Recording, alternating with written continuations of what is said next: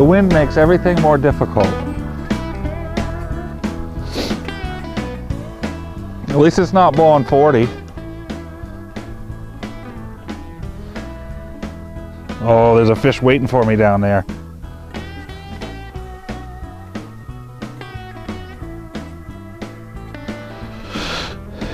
He's still there.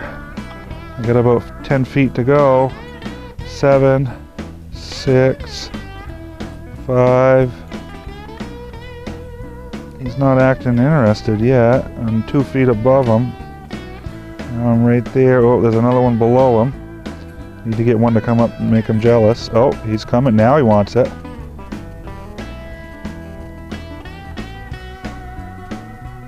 Yep, he just bit. Ooh. Oh boy, they are biting light. Now he's going back down because I pulled it away from him too quickly, but there's another one coming up underneath him. This one's coming up real slow.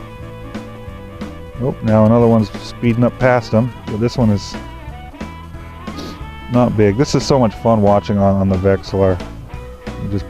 You can just picture what's going on down there. Now I got one. Oh, he didn't want it. These fish are very particular.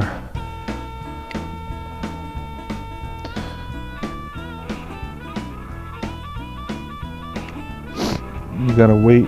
It's like most of the fish just aren't in the mood, but then you get one that comes in and sometimes it seems easy. Now I got a fish. Oh, one just showed up high. I'm going to reel up about 10 feet. I haven't been having good luck with these suspended fish. This one's acting interested. He's right under my jig. You can tell when you're watching the Vexillor when they're about to bite because the mark will come up and then it will blend right in with your jig. He's right there now. He's fixing to bite. He just tapped it. He's on there. Yep. This is going to be a good fish. This feels like a good one. I don't know what this is. This one came in, it's probably a jumbo perch, but he came in high. Yep, it's a perch. That's a good one. Still not the real big one, but that's a healthy fish right there. Strong fish. Beautiful.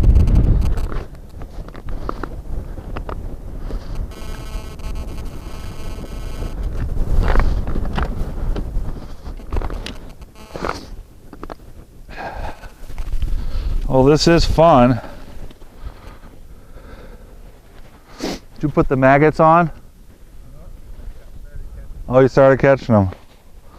Oh, there's one down there. Still, he's high. The ones that are higher are the bigger ones, I've noticed, yeah.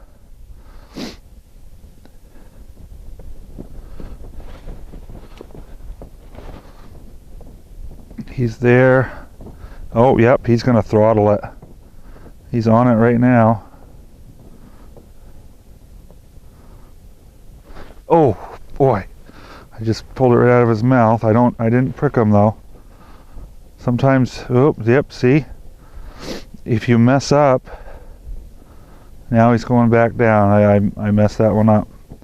I was a little bit, oh, no, he's still there.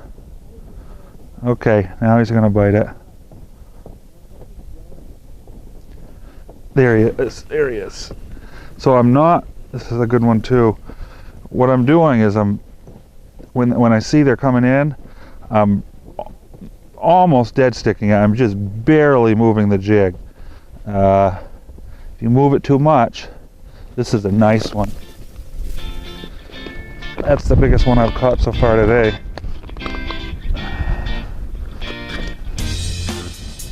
It's like a little football. Boy, he's strong too. What a beauty. That's what we came for. See that one, John.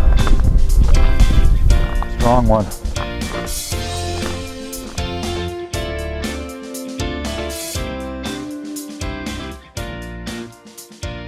Yeah, I was talking about how to find fish.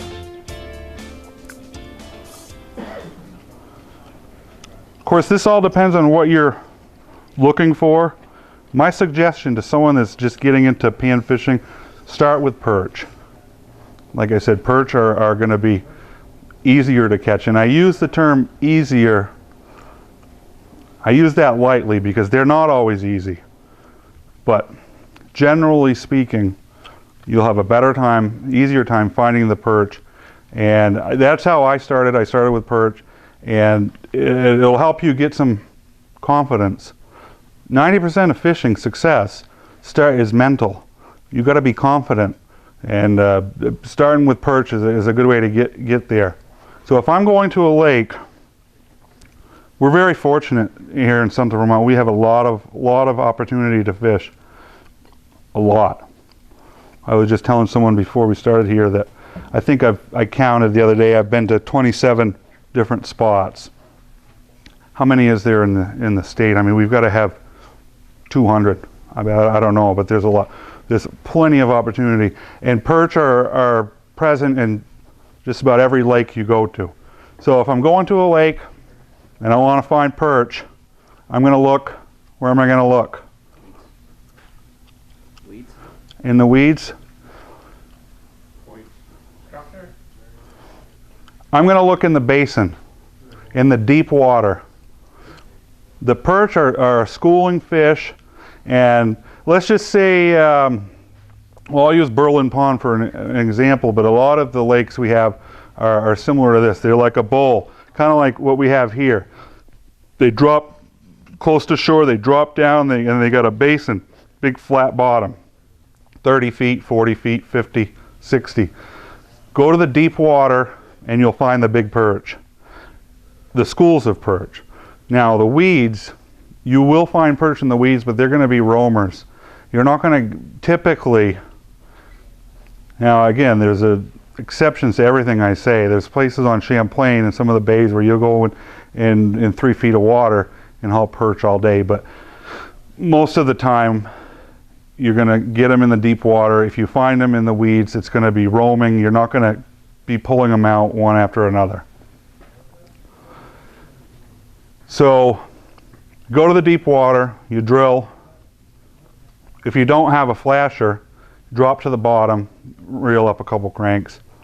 If you don't get any bite, I hate to say if you don't have a flasher, because at this point I can't really remember fishing without it. Like I don't even want to go back there. I don't want to think about it.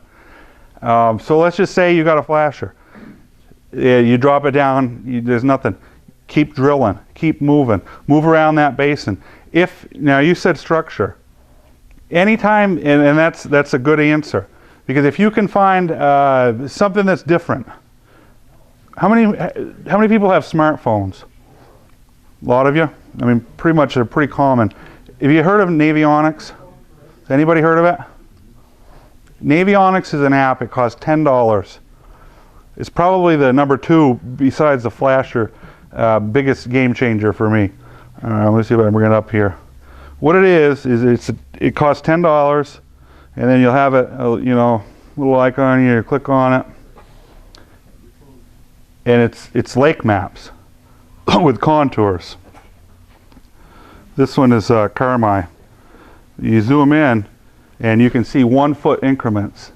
Now, back in the olden days, 6 years ago, we had to go to the Fish and Wildlife website and download their lake map that was sometimes 50, 60 years old, and print it out and bring it out on the ice. But now all you need is a smartphone and the Navionics app, and pretty much anywhere you go across the state or across the country, what they have is they go out with these boats and they map the contours. They're doing that constantly. So if you got Navionics, you've got a huge advantage to finding the structure. And when we talk about structure, we're talking about any abnormality. If there's a hump in the middle of it, like you got a basin but there's a pile of rocks, get to it and fish it, because there's probably going to be fish there. If there's an underwater point that comes out, anything that's different than what's around, that's where I'm going to look first. You don't always find them, but you just keep looking, and eventually you're going to find them. Once you find them, you got to get them to bite. So, anyone, I mean, I had fished for, where I learned about this was fishing the tournament, the Champlain Valley Hardwater Tournament Series. It was my first tournament. I went out there, I had pre-fished, and I had found crappie and big pumpkin seeds. This was at Dillonback Bay. And I was feeling, I thought I was really doing a stroke of business because nobody found any crappie, and I had found them 2 days prior. I went out there the day of the tournament. It was raining, it was blowing 30 miles an hour. I couldn't find it. I couldn't find the hole, and I got to the spot, I flipped my shack over, and the wind was blowing so hard I couldn't even stand up. I was so scared, and I ended up fishing in that one dead hole for the first 3 hours. And the tournament director was giving me a ride off the ice and asked me how I did, and I just told him. And he told me about this Navionics, and I found out a few of my buddies knew about it, and I said, what, this secret? How come you didn't tell me about that? I mean, it's a game changer, I'm telling you. Because what you can do, and I'm sure a lot of you fish in the summertime, when you go to these lakes in the summertime and you find structure, you find weed beds, you can mark them on here, and then you have waypoints to go back on the ice and you get back to, when you're ice fishing, you find a hole where you catch a bunch of fish, you mark it on here. Go back the next time. You may or may not find them, but at least you've got a place to start from. And you know, over a period of time, you're going to have these little pins all over the place, and it's good to name them, you know, so you know what it was you caught there. But that's a tool that we use, and it's not fair to people that don't have it. It really isn't. But I have it now, and it's not a secret. I share it with everyone. Everyone has secrets. Fishermen have secrets, but some of my secrets are spots. But when it comes to technique and tools, I'm not hiding anything, because I want to do whatever I can to bring new people into the sport and help them out, because I want people to be successful. If you go out there and you never catch anything, you're probably not going to stick to it for very long.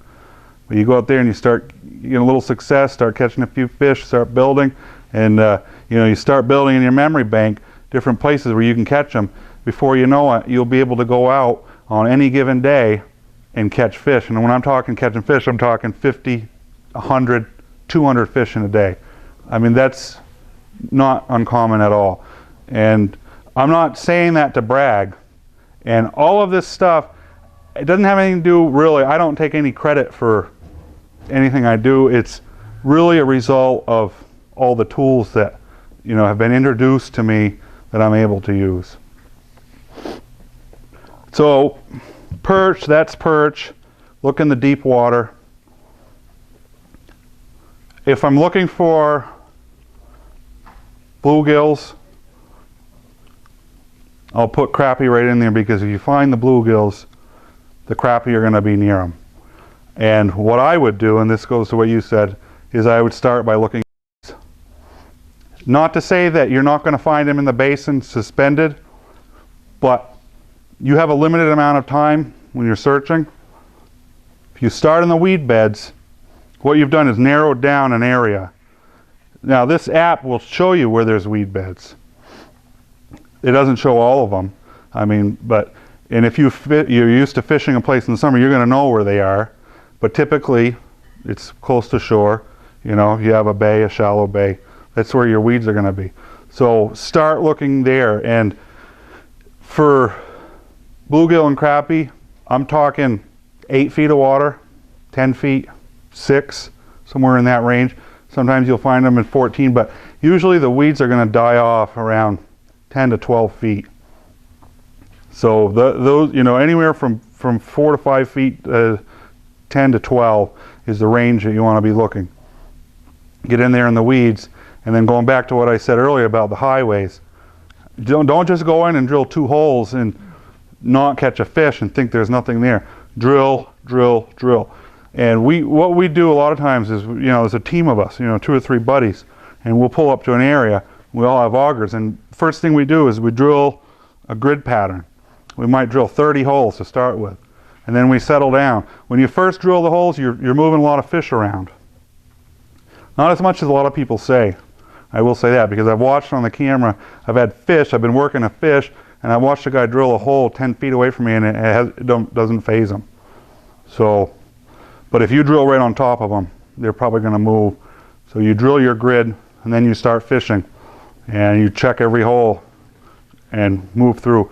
And a lot of times we'll go down and we'll come back, and if there's fish there, you're going to know. If they're not, you pick up and move on. And that goes back to being mobile. You know, you got your shanty. When you pull up, don't start putting all your stuff over on the ice, spreading it out, because you don't know if there's going to be fish there. And the last thing you want to do is get set up with your yard sail and find out there's no fish, and then, well, you got to pick up, pack up, and move. So I try to keep everything contained. This is a little tool that I found. I was at TJ Maxx. It's a little carry-on bag, and when I saw it, I says, I think I can use that for ice fishing. I fish tournaments, and the thing about tournaments is it's all about time.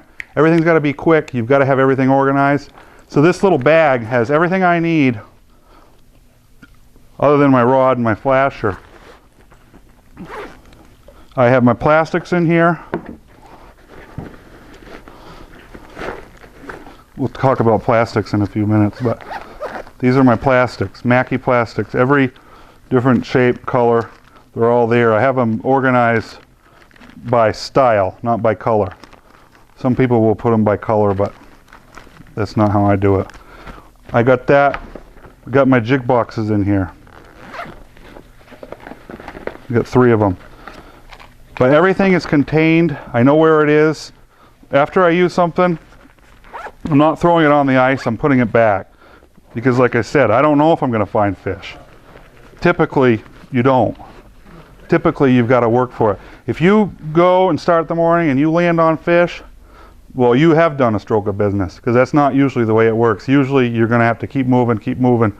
And whether you're going to catch fish that day or not really boils down to how much drive and motivation you have to find them. How long are you checking, like when you're doing your grid? If you put that down in the water, if you instantly don't see anything, do you bump to the next one? If you see this is where some people get caught up with a flasher. He asked, how long are you spending at a hole when you're checking it? And that all depends on how patient you are. Because sometimes you'll mark a fish. And that's where sometimes, if there's ever a downfall that I could say, it's that if you get on find a fish, but it's not in a mood to bite, and you'll end up spending more time than you probably should. So that's a decision that you got to make, and it really becomes important when you're fishing a tournament, because time is of the essence. So that's just, you've got to make that decision. If you're working a fish and you've been there for 5 minutes and you can't get it to bite, I'd probably pull up and go find a fish that's in a better mood, because you're probably not going to catch that one, or maybe you will. But a lot of times you spend there 5-10 minutes, you finally catch it, and you find out it's a 4-inch perch, and then you feel like you've been had. So, but it's really up to you, your personal preference. Going back to crappie, and this is something I learned from fishing the tournaments, and that's another thing. It's not a tool, but one of the events in my fishing life that really opened my eyes was when I started fishing the tournaments, the Champlain Valley hard water tournaments. Because I went there, it was a tournament at Larrabee's, and you don't know what everyone else is doing, because people are very, they put the shack over, and nobody's really going to tell you, especially when you're a new guy, and I was a new guy. Nobody's going to tell me that they're catching fish. And I fished, I went over, I was running around like a chicken with my head cut off, and I didn't catch a single crappie, and I just assumed that the crappie weren't there. We went to weigh-in. I had 3 perch and 3 bluegill. At that time, you had to have 3 and 3 of whatever species. I got up to the weigh-in, I looked, and everyone had their buckets. Everyone had 3 crappie in their buckets. And it was a pretty bad feeling, but I realized that I was missing something, because I was fishing around all these guys. Now, my history was with perch. When I started out, I was just a perch fisherman, so I always fished the bottom. Before we had flashers, I mean, that's all you really could do. You'd fish the bottom. Never fish the rest of the water column. Well, what I found out, the reason why I wasn't catching any crappie is because we were fishing in 8 feet of water, and the weeds were coming up about 4 feet. So you had half of the water column above with no weeds. Well, I was fishing down the bottom of the weeds. The crappie were right at the top, right above the weeds, just under the ice. And since that time, I've fished crappie all over from, you know, Connecticut River, down south, up north, all the bays in Champlain. Pretty much everywhere you go, if you want to catch crappies, I would look in the top of the weeds. And that's, if you remember one thing tonight, remember that. But find the weeds. If you don't have a flasher, when you have clear water, you can sight fish. You can look down the hole, especially if you have a flip over with a black. The nice thing about that clam that's out there, the Kenai Pro, it's black on the inside. So you flip it over, you can really see good. You can look down the hole. You don't need any of these gadgets. You can just use your eyes, and you can watch when your jig gets down just above the weeds. And you'll catch bluegill too. I used to think that bluegill weren't going to chase. You know, you had to be down on the bottom, but they might be down on the bottom, and you're up just over the weeds, and they'll come right up. So you're going to catch bluegill, but the crappie typically will be at that level, or just below, or just above. Now again, like I said, there's always exceptions. Sometimes they're going to defy that. They don't follow the rules, but generally speaking, if you're trying to catch crappie and you're in an area where you know they are, but you haven't been catching them, it's probably because you've been fishing the wrong part of the water column. You need to come up.